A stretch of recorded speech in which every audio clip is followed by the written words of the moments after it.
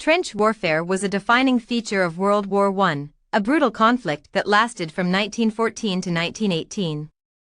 The trenches, long, deep ditches dug as protective defenses, were most often associated with the Western Front, an area of northern France and Belgium where German troops fought against Allied forces from France, Great Britain, and later, the United States.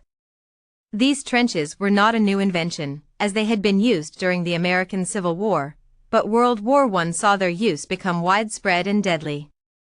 The trenches were a response to the new and powerful weapons of war that were introduced during the conflict.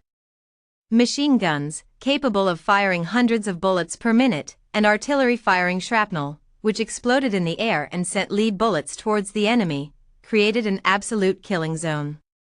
This gave the defenders a significant advantage, forcing attacking armies to dig in and take cover. The trenches became a stalemate, with both sides trapped in their subterranean defenses, unable to advance.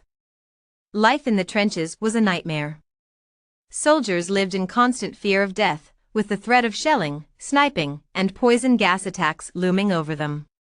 The trenches were often filled with mud, rats, and lice, and the constant dampness led to trench foot, a painful infection that could lead to amputation.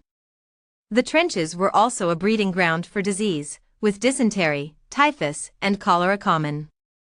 Despite the horrors of trench warfare, it was a tactic that was used extensively by both sides throughout the war.